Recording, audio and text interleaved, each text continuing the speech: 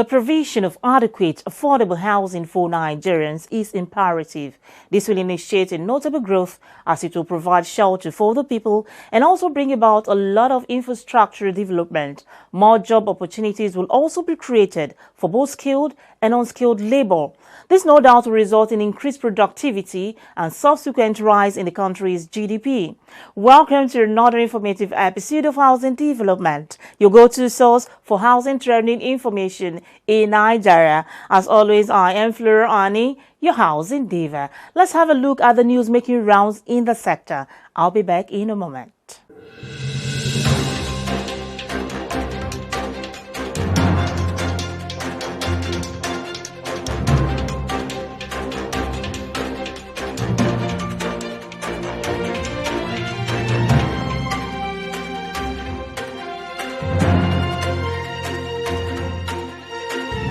The Federal Capital Territory Administration has warned the 6 area councils against granting unauthorized approvals for land in any part of the territory. It restated that none of the 6 area councils of Abaji, Kuje, Gwagwalada, Bwari, Kwali, and Amak has the legal rights to give approvals to lands except the FCTA.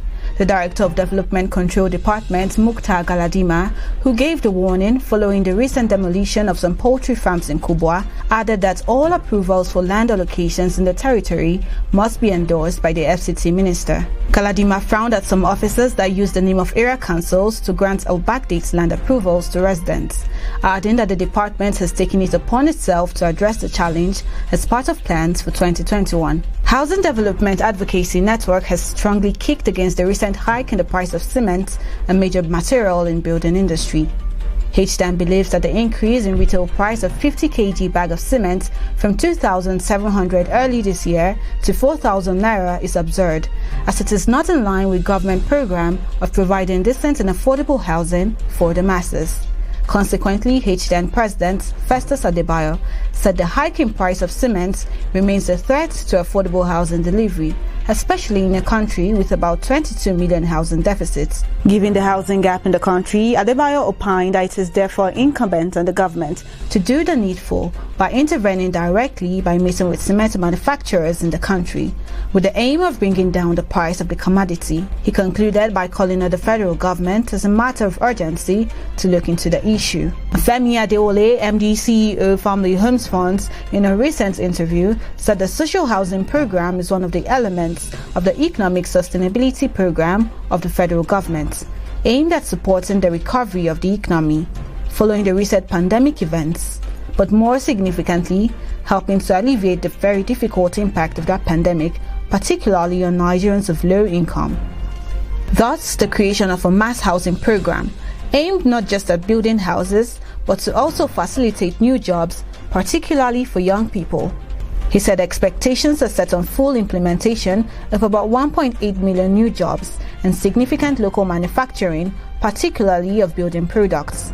Adewale assured that the project won't be derailed or hijacked by the country's elites, but will be delivered to deserving households of low-income earning Nigerians who show interest. The Rwandan government has approved a tax incentive program designed to stimulate investment in the manufacturing and construction sectors and speed up business recovery in the aftermath of the COVID-19 pandemic. The program, which is tagged Manufacture and Build to Recover program, is part of the post-COVID economic recovery plan aimed at boosting economic activity and consequently create more jobs. Under the program, large construction projects in the country will be exempted from paying value-added tax on materials sourced locally, such as steel and cement, for a 3-year period. Companies setting up industries or expanding operations in the manufacturing and construction sectors will also be exempted from import duty for materials and equipment bought for purposes of setting up the production plants.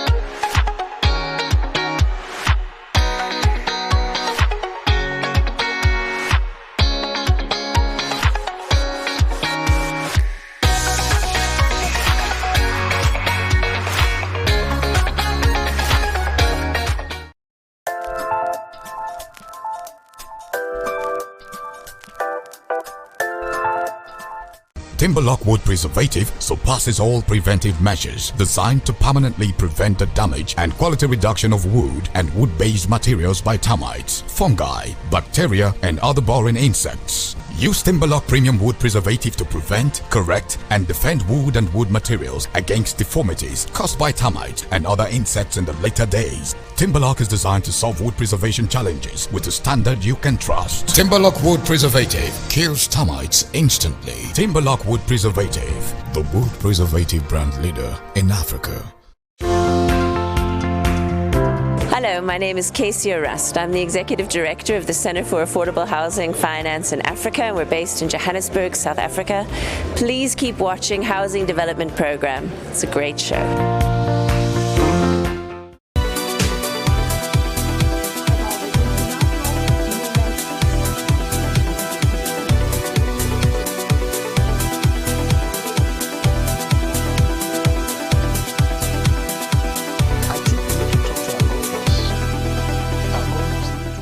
For more housing, construction and finance news, visit www.africanhousingnews.com. The federal government's National Social Housing Program, targeting 300,000 housing units across the federation, is aimed at targeting the low-income earners and to give credence to the fact that the government is serious about housing the low-income Nigerians. The Vice President recently visited one of the model houses, a sample house built in Abuja. Housing development crew went out to the streets to get the reactions of some Nigerians on the NSHP houses. Take a look.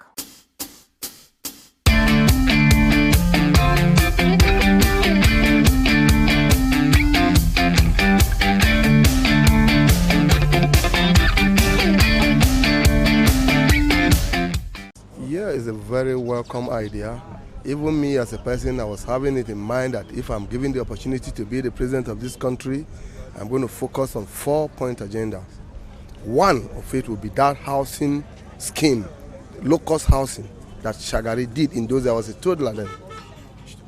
Our former president, may his soul rest in peace, Shehu Shagari, he brought a policy called Federal Government Housing Scheme. It was named then low-cost housing. Yes, a lot of people cannot afford their houses. I'm into real estate as a person. A lot of tenants in my house cannot even pay me my house rent right away now. If the government have intervened, building houses for the masses, I think it will help a lot in the government. I won't accept maybe I afford multiple so that I can give it out and lease it out, be having 10 kobo. Otherwise, I have houses already. Yes, I will want the government to make sure. You know, the problem with this government of nowadays, they will bring out policy without proper implementation. They will not monitor it to make sure it is well done.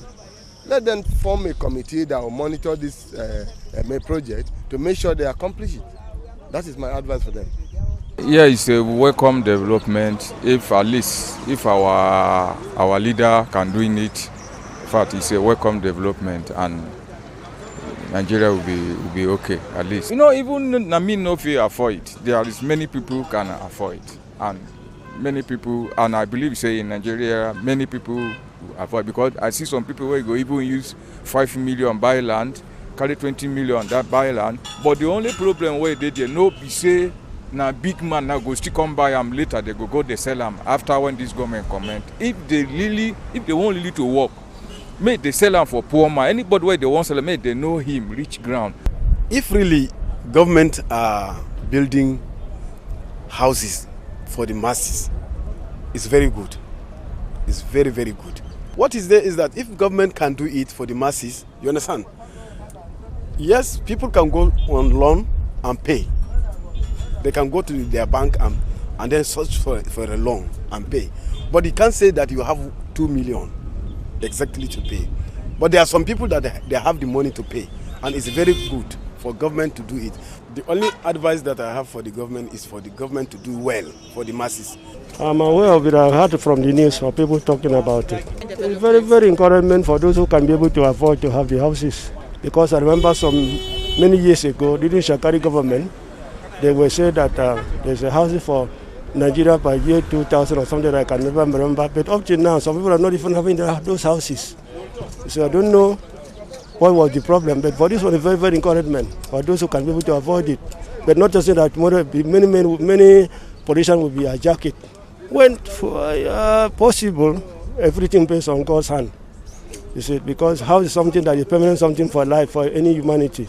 If you have your own house of living, it's something that after you leave this world, your children will be taken over with it. That's it. It's very, very encouragement. The government should continue to do this more and more. You see, sometimes, because I see, remember in Kaduna and some other places, those who even having those houses today, some people taken away from them. And they put a different thing that those who cannot be able to afford to pay for the houses.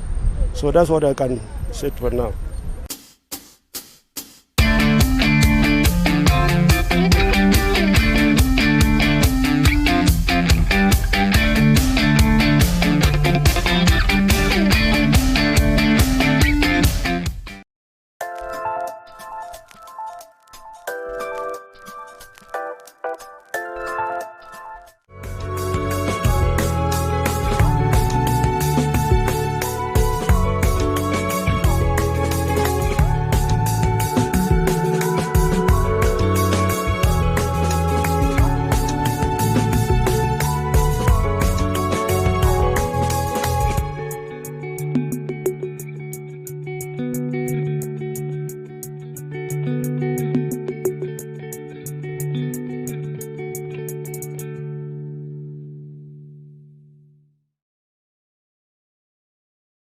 While we've seen the reactions of some Nigerians on voices on the streets, still under 300,000 housing for low-income Nigerians by the federal government through the National Social Housing Program, Brigadier General Tunde Rees, retired, and Akim Oguniran gives their input. Take a listen. The construction and use of decent housing affects economic development through its impact on employment, savings and labor productivity. With a current housing deficit of about 22 million, a budget of about 53.95 trillion naira is needed to close the gap. With this in mind, the federal government has set in motion the plan to build 300,000 housing units across the country to begin to fill the gap of inadequate housing in the society. Brigadier General Tunde Rees, retired, founder of First World Communities Nigeria, called for regulation and transparency in the implementation of the 300,000 housing units so as to foster adequate employment and to prevent it from falling into the wrong hands. When you cannot tell scammers from licensed operators.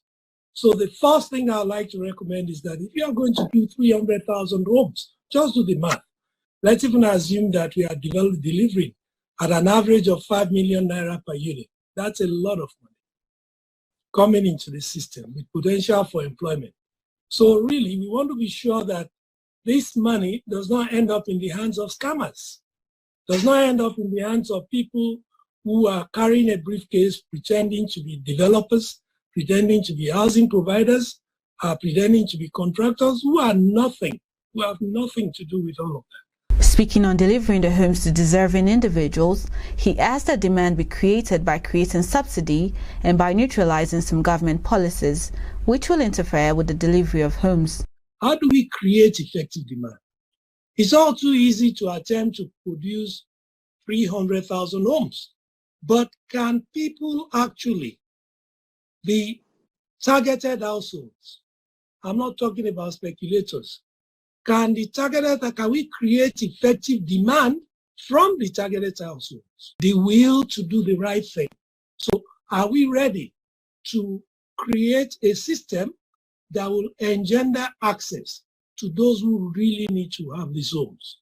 Are we ready to create multiple doors for those who want to have access to these homes that will be developed? Otherwise, we may end up building the homes, and then when we find that they are not affordable, we will rush it into some uncontrolled subsidy, which is worse than targeted subsidy. In a desperate move to get people to fill up the homes, we will end up subsidizing far more. In fact, literally giving them away, not even to people who need them.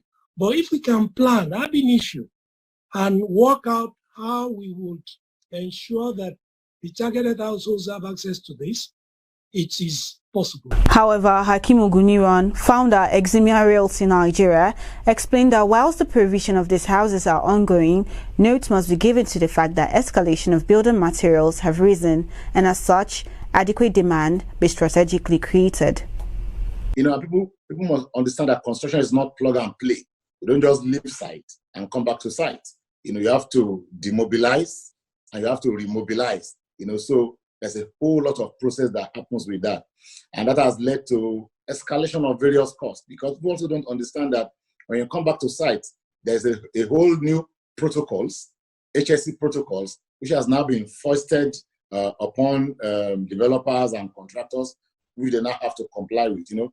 So these are the major disruptions happening in the real estate sector. Brigadier General Reyes appealed that access to demand to these homes be created to deserving households so as to prevent an uncontrolled subsidy in the economy. Create a system that will engender access to those who really need to have these homes.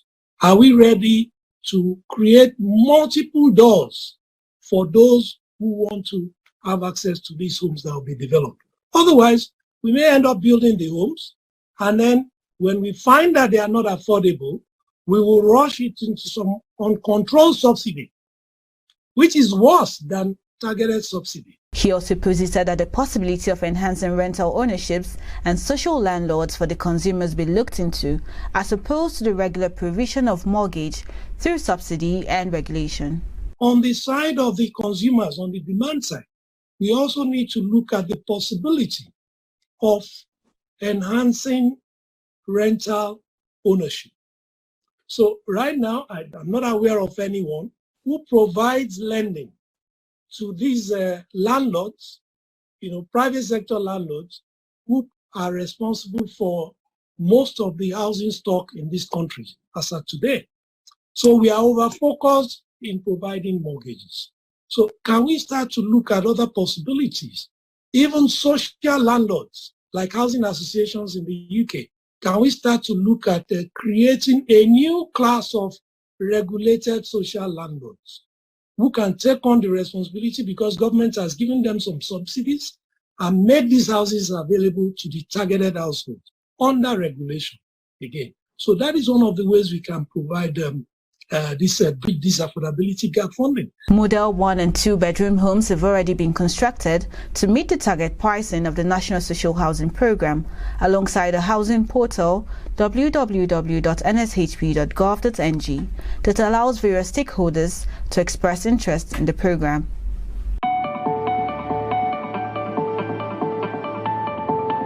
Visit Housing TV Africa on YouTube and click on the subscribe button. Subscribe to Housing TV Africa to stay updated on latest happenings in Nigeria's housing sector.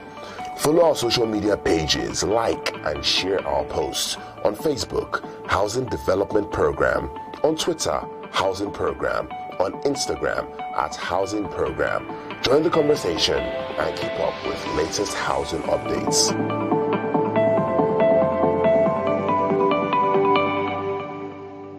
Welcome back. The program is Housing Development. As we start a new year, it is imperative to get answers to these questions. How can Nigerians avoid their properties from being demolished?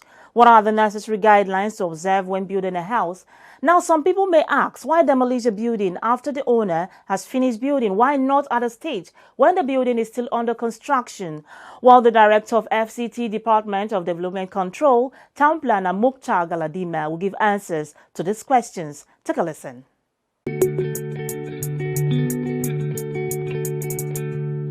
FCT, and specifically Abuja Federal Capital City, is a planned city.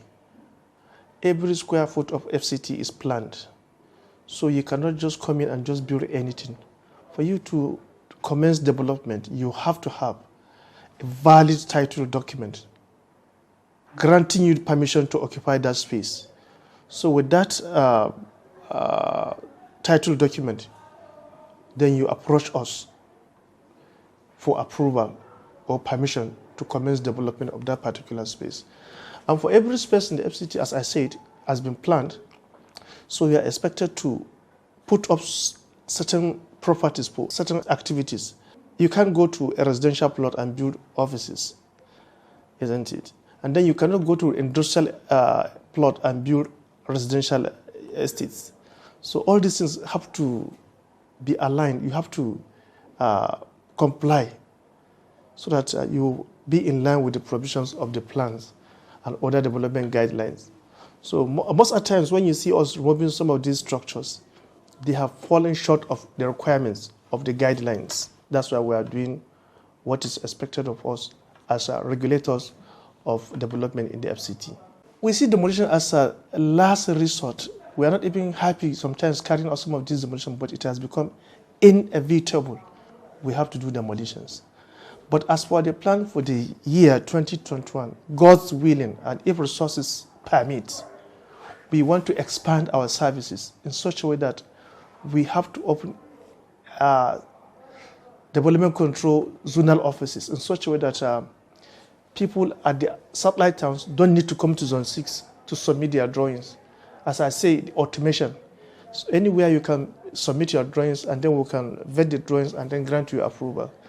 And then secondly, we want to ensure that there is timely response to every query and complaint so that we can do, with the click of a button, we can move ahead and do what is necessary. And we want to employ technology because we have gotten 1 or 2 drones so that we can deploy it in the course of monitoring development, particularly at the outskirts where we are having rapid rates of development. Keep a date with Housing Development Program every week on TVC. Housing Development is the first and pioneer housing program in Nigeria and by extension Africa.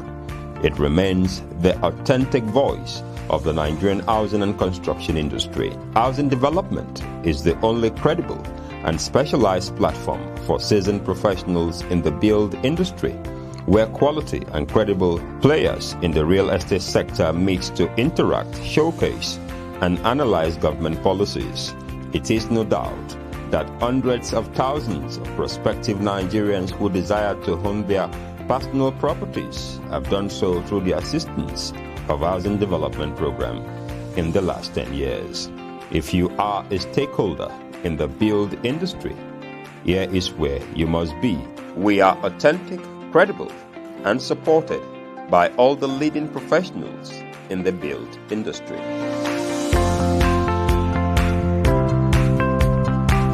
Housing Development on TVC.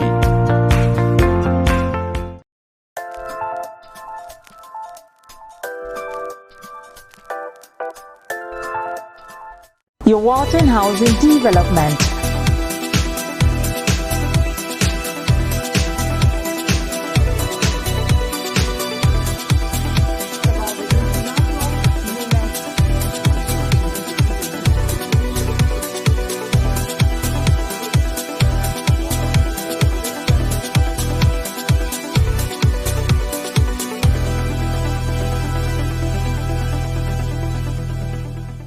Town Planner Mukhtar Galadima there admonishing all to confirm to the provision of Abuja Master Plan when building a house.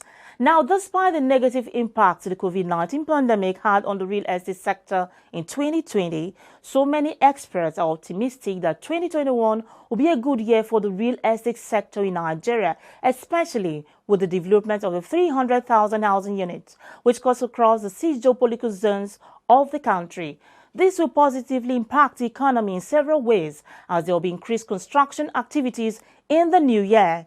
On that note, I call it a wrap on today's edition of Housing Development. Keep it at the same time next week. I remain Flora Ani, your housing diva. Whatever you do, stay safe out there. Bye for now.